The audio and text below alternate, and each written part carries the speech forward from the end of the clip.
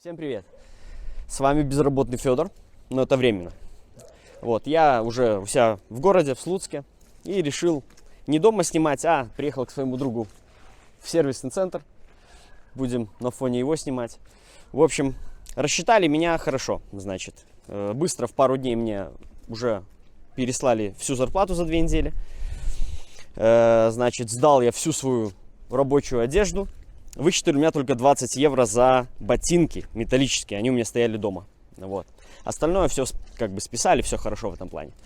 Значит, в этом видео я расскажу о том, как я подавался на визу. Значит, сам я все оформлял, все документы, я не обращался ни в какие конторы. То есть я получил разрешение от работодателя. Работодатель у меня будет эстонский и будет эстонская виза. Но об этом тоже будет уже в другом видео. Вот. И также во второй части видео я вам расскажу, как получил я разрешение на выезд из Беларуси. Так как у нас можно выезжать наземным путем 1 раз в 3 месяца, вот, мне нужно было получить разрешение, чтобы я мог выехать еще раз. Вот. И, значит, кому интересно, вы можете по тайм-коду сразу перейти, посмотреть. Вот. Ну и начнем с вами по порядку. Итак, чтобы вам устроиться в эстонскую компанию, вам нужно получить первоначально от работодателя, чтобы он сделал разрешение. Это разрешение он подает в Эстонии, как правильно, куда там, в миграционную службу, я не знаю куда, в общем, и он получает разрешение. Разрешение делается от, наверное, 10 дней, точнее от 15 дней и больше. Это уже будет зависеть не от работодателя вашего. Поэтому, когда вы получили от него разрешение, он вам сбросит в электронном виде его. Первым делом, что вам нужно сделать, это зайти на сайт посольства в вашей стране. Это актуальная информация для России, Беларуси и Украины. Вы заходите на сайт, и здесь есть вся информация. У вас будет долгосрочная виза D. Она выдается на год, и 365 дней пребывания будет. Вот информация будет долгосрочная виза D и заполнение анкеты. Первым делом вам нужно заполнить анкету. Вы нажимаете «Заполнение анкеты».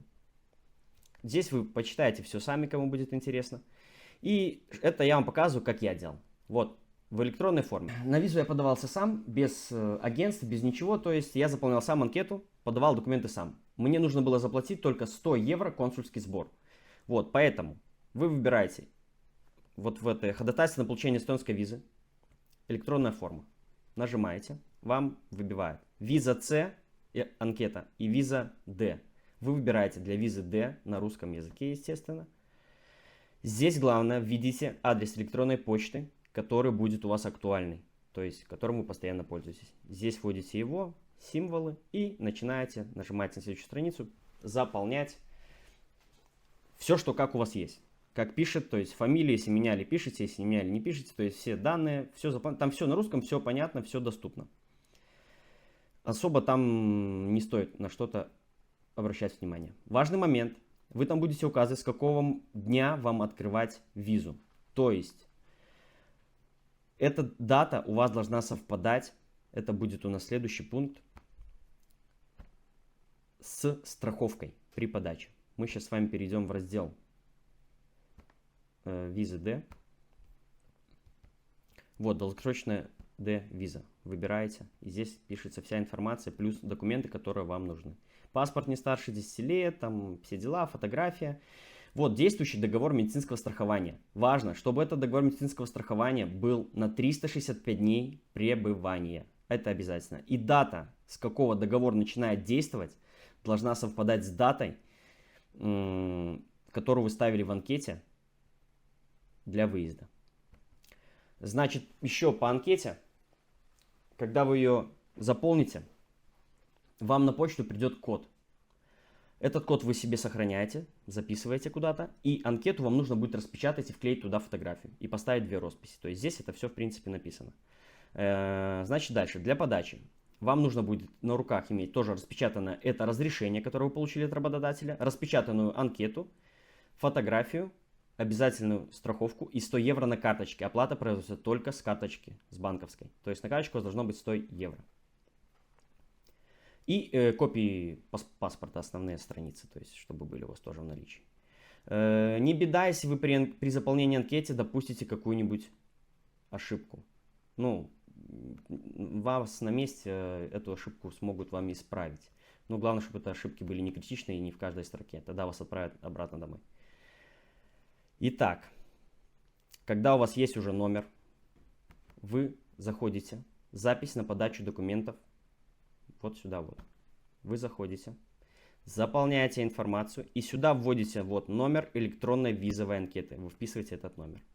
Дальше вы переходите и выбираете дату, на какую вам нужно податься, чтобы вы в эту дату прибыли и время. Обязательно там будет и время, и дата.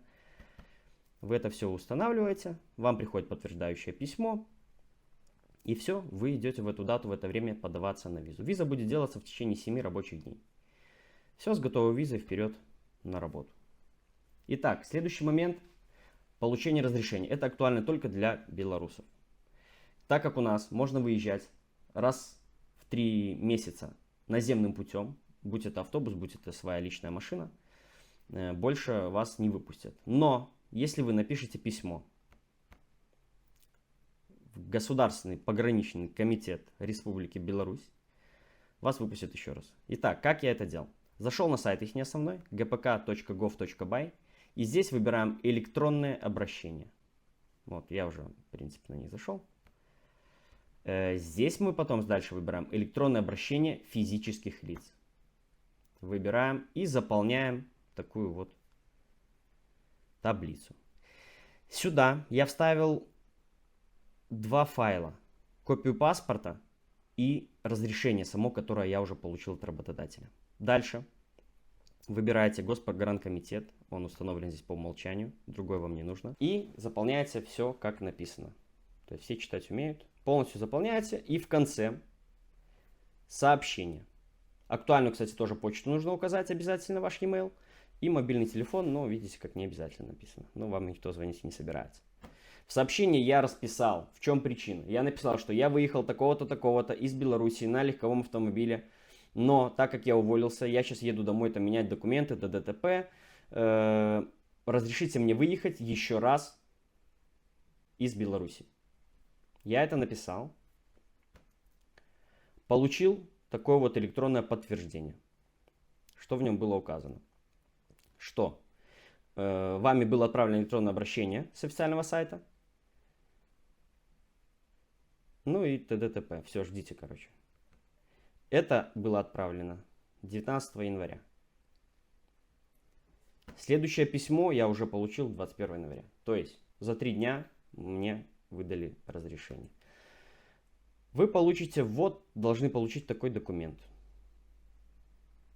Уважаемый там Федор Викторович, т.д. мы вам разрешаем выехать. При пересечении государственной границы вам необходимо предъявить сотруднику органов пограничной службы копию настоящего ответа. Все, вы распечатываете этот документ. И, значит, потом, когда вы выезжаете уже непосредственно на работу, у вас должно быть на руках вот это разрешение, потом, естественно, сама виза, страховка и договор от работодателя.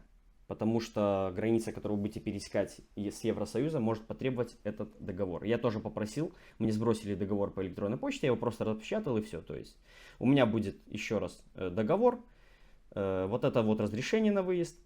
Плюс по поводу вакцинации, это как у кого. То есть кто не вакцинирован, значит должно быть пройден ПЦР-тест, там не позднее 2 или 3 дней. Я эти моменты не знаю. Я вакцинирован, поэтому ничего вам здесь сказать на данный момент не могу. Вот, собственно, такие дела. И поэтому, что дальше будет происходить, когда я куда поеду, вы узнаете уже в следующем видео. Ну, а с вами был Федор. Всем пока.